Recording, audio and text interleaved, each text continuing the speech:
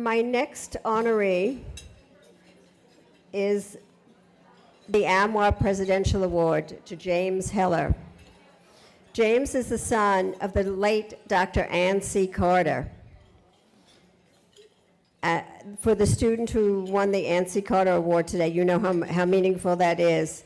James Heller has continued his mother's advocacy and support of American women in medicine and in AMWA in particular. The Ann C. Carter Family Foundation funds many of the AMWA student member activities. These include travel grants, scholarships, and global health fellowships. Mr. Heller himself is a lifelong New Yorker, graduate of Colorado College with a BA in political science. After college, he went to work for a group of Gionet newspapers in New York, Westchester, Putnam County. Starting as a reporter, he became a bureau chief and then news editor of the chain's flagship paper, the Reporter-Dispatch. He left the Dispatch and went to Composition Systems, later part of Crossfield Electronics, a leading producer of electronic systems for newspapers, and later part of the to help newspapers transition to the new technology. On the forefront of the new technology, Jim helped major news organizations such as the Baltimore Sun and Los Angeles Times transition to the digital age. Newspaper production led Jim to an innovative printing technologies. He went to work for ZED Instruments, a manufacturer of laser engraving equipment for engraving plates and sleeves of the flexographic printing industry. He has served as the president of U.S. operations. He currently owns Greenville Plate Services, which manufactures plates for the flexographic industry. He's a member of multiple boards, and he's currently CEO and president of Premium Power Corporation. He has continued in a wonderful, beautiful way the wonderful inheritance of Ann C. Carter's support of AMWA. We so adore him for his having always been here for our students, and we can't thank him enough. Would you please give me applause?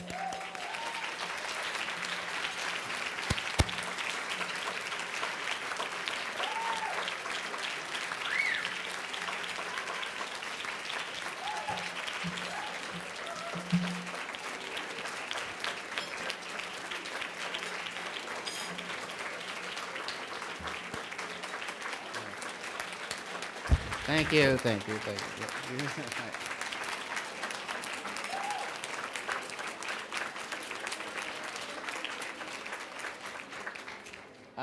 I'm just going to say a few things. Thank you to the AMWA board for this honor, and obviously I would not be standing here were not for my mother, Doctor. In many ways, yes, Dr. And the work she did over decades as an advocate of for women in medicine. I think it might be instructive to take a look at her career in life just as a historical look back. She went to Dana Hall and then Wellesley with a chemistry degree in 1940. And then she decided she wanted to go to medical school. So go back to 1940, and that was not really a thing that women did. Her father was a tax lawyer in New York. They were both strong-willed, and he thought the proper place for her was in graduate school. So he arranged for her to go see some notable chemistry people at Rockefeller University. The idea was they were going to talk her out of medical school. Well, that didn't work. And in fact, they encouraged her to go to medical school. And so she went off to Cornell, where she was one of 6 women in her class. And actually, and one of her best friends there was Sue Hadley, and they remained lifelong friends, to the extent that they both married and they became Ann Heller and Sue Biberman. And then they went one step farther and they named their daughters after each other. So my sister is Susan Heller, and there is an Ann Biberman. So after graduating in 1944, she became an endocrinologist and served as an intern at Bellevue, She then went back to Cornell, New York Hospital, where she joined the faculty and practiced medicine. And if you go back to the 50s, she would head off to work before anyone else was out of the door in the morning.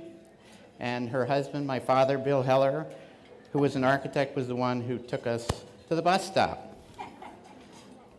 Not a traditional 1950s household.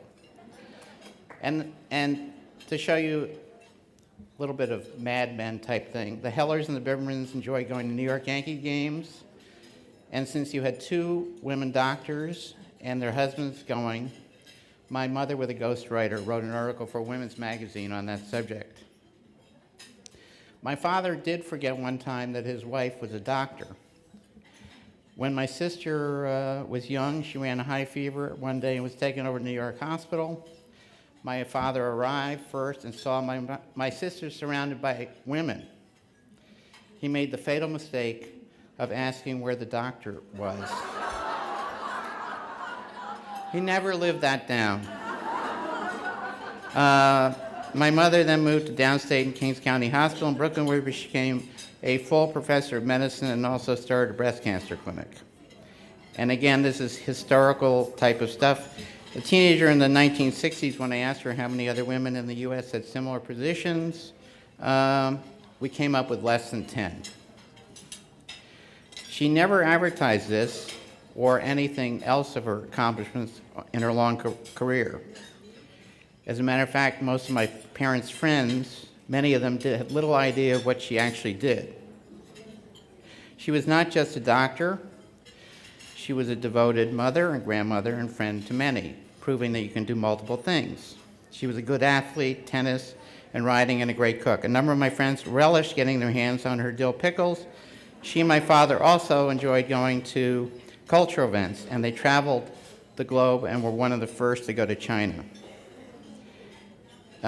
Mom believed that women should have access getting a medical education and practicing medicine.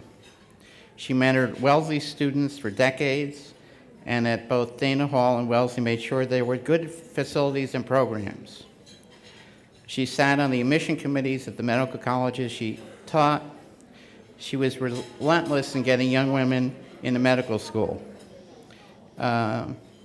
She was also a longtime member of this organization and mentored many young women doctors and ran the student loan program in New York. In her own quiet way, she also brought students to AMWA meetings. And we have continued that with the travel grant program for medical students. Mom ended her career at New York Medical College and Westchester Medical Center. She retired in 1999 at age 80. Even after that, she was still a teacher. When a medical student would sit down and take her history, I would chuckle to myself and come back to ask how they had done. She usually had found something that was wrong or lacking, not complete. In 2000, I went to see our family doctor, Richard Schofield, who also teaches at Cornell. When we came into the office, he had a female medical student spending the day with him. When he and Mom went into the examining room, the student said to me that she would not have been there that day without my mother and what she had done. I know that she would be smiling today knowing that women now make up over 50% of medical school classes. Thank you.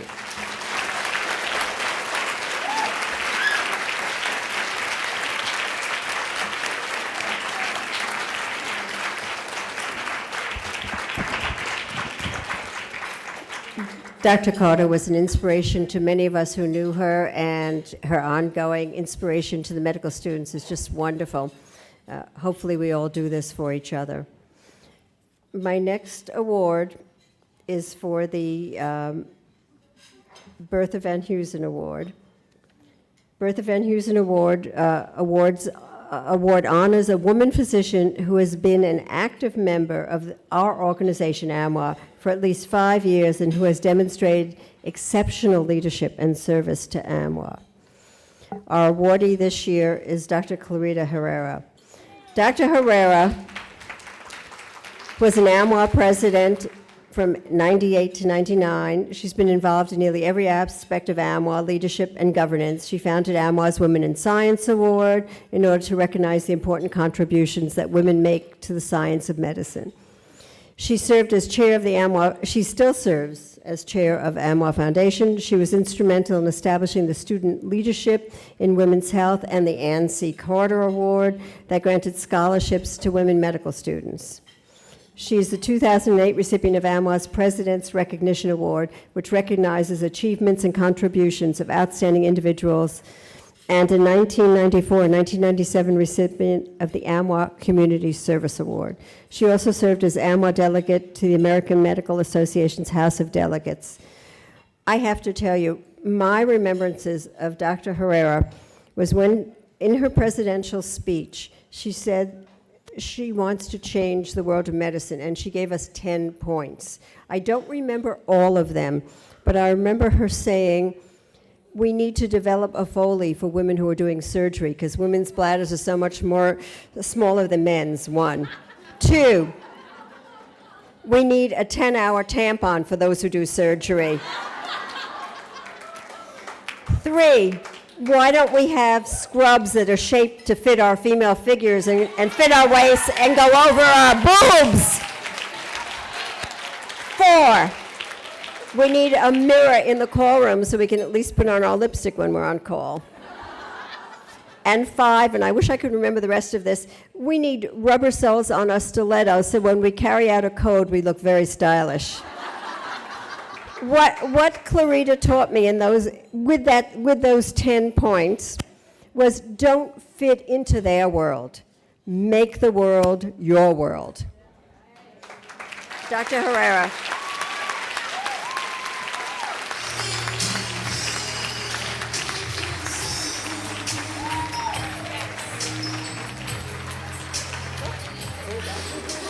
Thank you.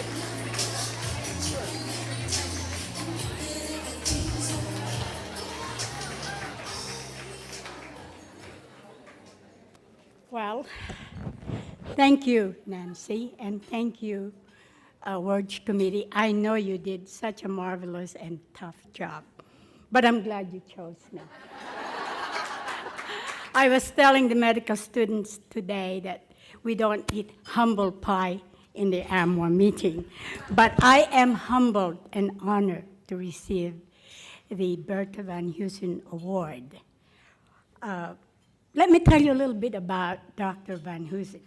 She was born in 1863 in Michigan to a very well-to-do family, but because she chose the career in medicine, the family did not support her, so she had to work her way through college, and that's how she made it to medicine. But soon after she graduated from the school, she opened her practice in Chicago. I think the building is still around. It's still, there is a plaque there. And she practiced in OBGYN and surgery. Soon after, she started gathering some laurels and chiefships. She became chief of obstetrics department at Chicago Hospital for Women and Children, and also became chief of gynecology at the Department of Northwestern University Medical School. Despite considerable opposition from the male faculty, Dr. Van Heusen was the first female faculty member of the University of Illinois College of Medicine. One of her greatest achievements, as far as I'm concerned, is the application of twilight sleep. I don't know, we have anesthesiologists here. That's a form of anesthesia where scopolamine and morphine are given to women during delivery. And it is said that perhaps that when women started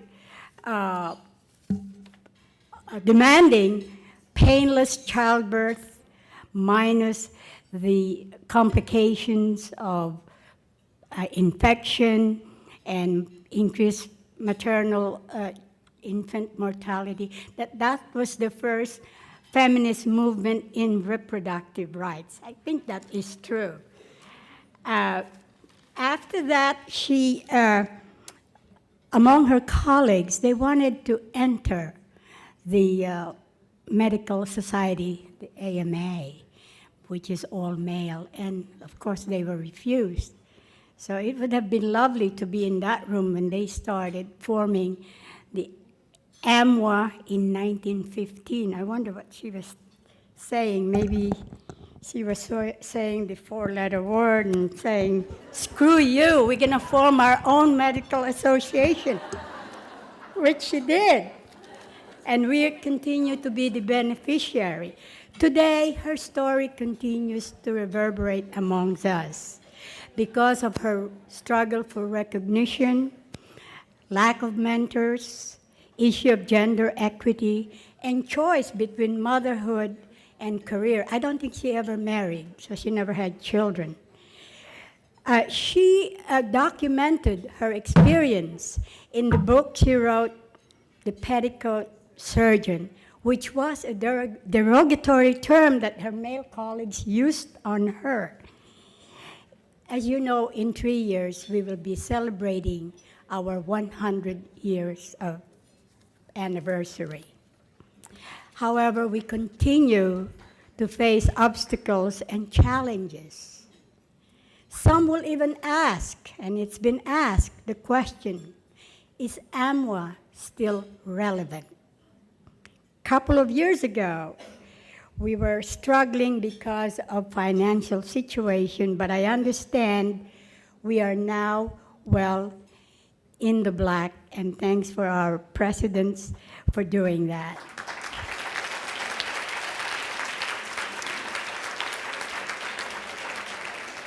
The answer to that question, are we still relevant, will depend on you, but most especially among our medical students, because you are the face of tomorrow's medicine. And just as you have observed in the last 2 days, attending the events that have taken place, you cannot help but feel the passion, the vibrancy, the camaraderie. Is that politically correct to use camaraderie?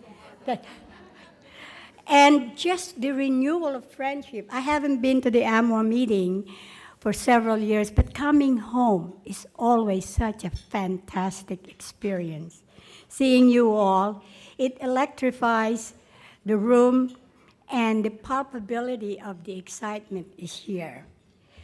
To me, the answer to that question was said by Bloody Mary. Bloody Mary is one of the cast in the play South Pacific, which was a play in 1949, and it is about, in 1949, don't forget, about racial prejudice, about interracial marriage.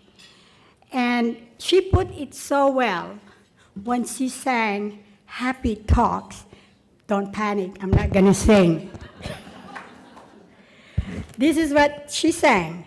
Talk about a boy singing to the girl, golly baby, I'm a lucky cuss.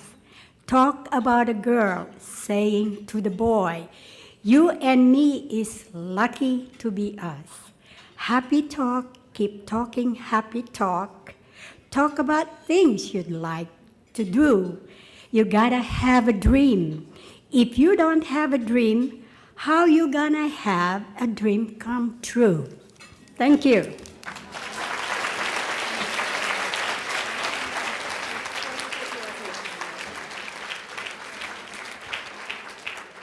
You can see why we're honoring Dr. Herrera, who left her award up on the podium.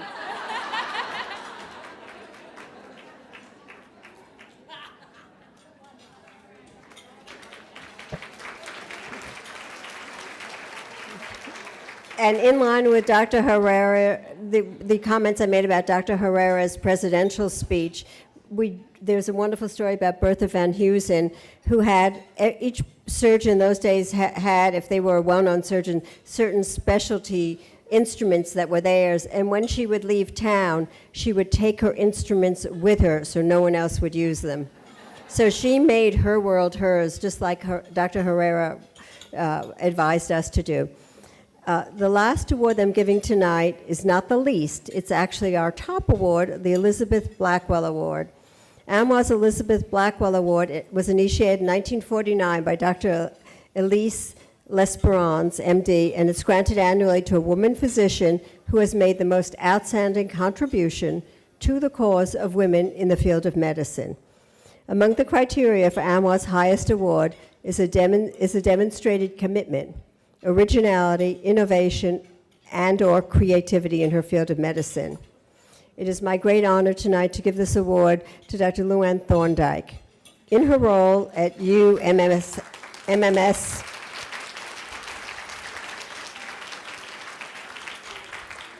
you can see why I have the best position in AMWA. I just get to celebrate these wonderful, wonderful people. Dr. Thorndike has led programs in faculty development, mentoring, leadership, and advancement of women, and faculty competency. She has extensive experience in educational planning, program implementation, and facilitating initiatives in professional development and mentoring, as we so beautifully saw in her lecture today. Women's leadership development, equality, and diversity as well. She established a junior faculty development program that has become a recognized model for faculty development, mentoring, and program evaluation. In her current role, she is responsible for all matters related to faculty, including professional and leadership development, academic affairs, promotion and tenure, recruitment, retention, satisfaction, and diversity, gender, as well as equality issues. She, as she mentioned in her own speech earlier today, she was very involved in the AMWA branch at her original institution and is still very involved with the issues of AMWA. I'd like you all to welcome Dr. Thorndike and honor her.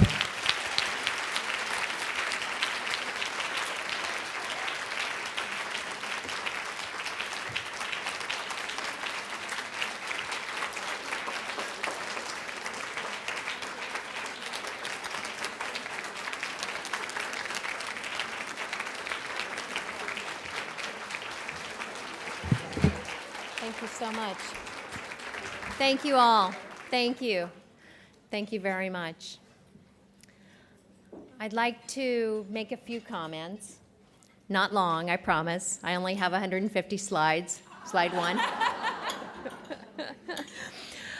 No, really, I'd like to make just a few comments. First, to thank Eliza Chin and the nominating committee, the selection committee, for selecting me for this wonderful and prestigious award with such an outstanding namesake. As I read again about Elizabeth Blackwell, I was humbled to think that I was about to accept an honor and an award with her name. And also at an event with a woman that I have admired for more than 30 years, Gloria Steinem.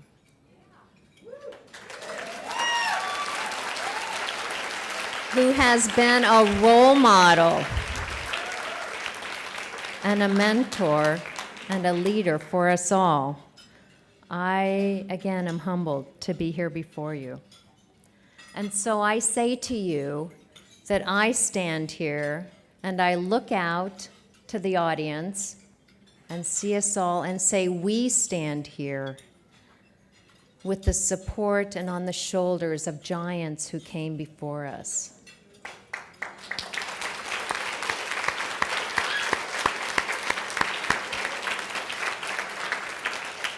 Who paved the way for us, who made it possible, who established, who gave us the vision to think that we could be physicians, we could be leaders, we could be who we are today in medicine. We stand on the shoulders of the giants of the women and men but on the Elizabeth Blackwells who have come before us. We cannot take these gains for granted. We are in significant and troubled times, and we cannot take these gains for granted. So we must remember this, and we must go forward, and we must lead. And again, hearkening back to the concept that I left with you this afternoon, we must be empowered to take charge of our careers, to move forward, and to lead in a way that makes a difference for others and makes an impact on the world. I would like to take pause and say thanks to several people who are here tonight and who have been very influential in my life and who I would like to recognize tonight. First, to my parents who are not with me here tonight, but I believe are watching from above. Thanks to them for their support to me many years ago as I was going through my undergraduate degree, years at Duke, and headed in a pre-med direction, but wondering, is it pre-med? Is it public health? Is it health policy? And they're reminders to me about my interest in medicine and making an impact on patients and moving forward and giving me the encouragement to carry on and to move forward in my applications to medical school. And it was absolutely the right thing to do, and I thank them. And particularly, I thank my mother, who understood how important it is for women to have their own career and their own ability to support themselves through thick and thin, and to be able to define themselves and their impact in the world. So I want to thank my parents.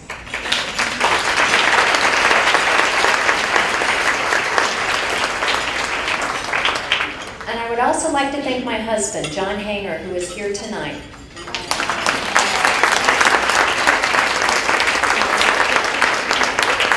We've been married over 30 years.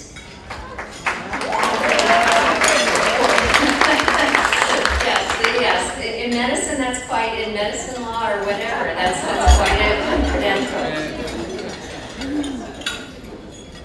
My husband put his career on hold. As we graduated from college and we contemplated our futures, John knew he wanted a career in law, I a career in medicine, and both of us realizing the financial implications of paying for both law school and medical school. And he decided to work for a couple of years to support me while I started medical school.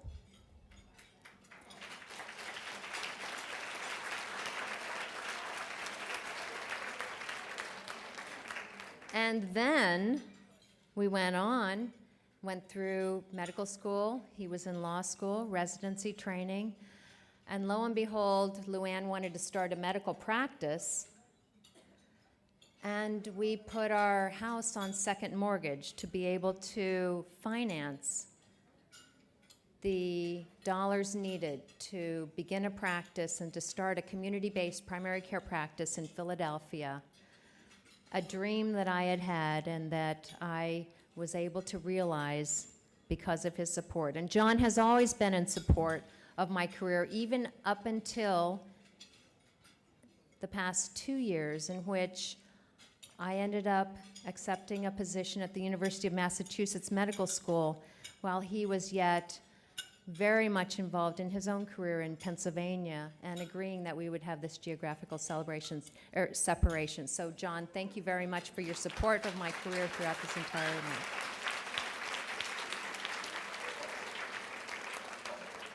And now to my sisters. I want to thank my community of sisters who are here.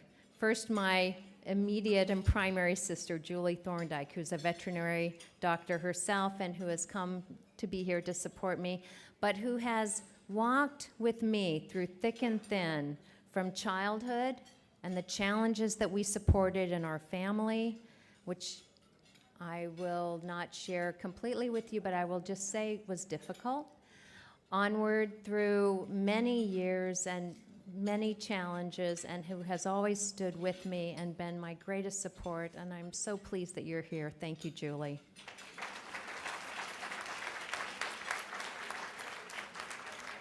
And to my sisters community-wide, represented by Dr. Julia Andrini, who is here with me tonight, representing the sisterhood community both at the University of Massachusetts and also sisters beyond at Penn State. But Julia is here because of her major commitment. I'm so thankful. Julia is a leader in her own degree, and she will probably be here one of these years accepting an award similarly. The Joy McCann Professor of Mentorship and Women in Medicine at the University of Massachusetts, and has committed her professorship to expanding and increasing mentorship for women in medicine at the University of Massachusetts, Julie Andrini.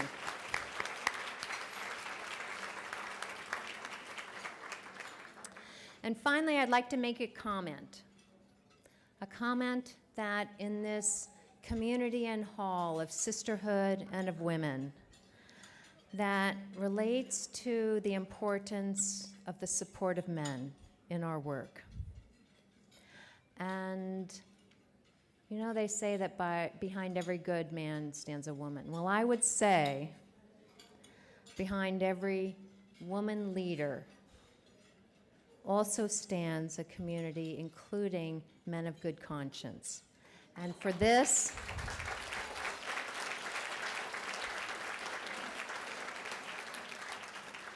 I would like to call out special recognition to my boss, my dean, the provost of the University of Massachusetts Medical School, the nominator and supporter of this award for me, Dr. Terry Flott, Dean and Provost of the University of Massachusetts Medical Center. I call him out not only because he was strongly supportive of my nomination, but, and moreover, because he has been strongly supportive of the advancement of women to leadership positions at the University of Massachusetts Medical School in many, many situations. Julie Andrini, myself, and others being examples of that. Terry Flott, thank you very much for being here and for your support of women and the advancement of women.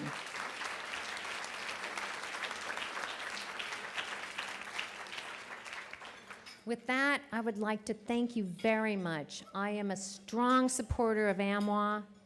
I believe that this organization needs to continue, needs to flourish, needs to be a source of support, of mentorship and encouragement for women in medicine, for medical students on forward.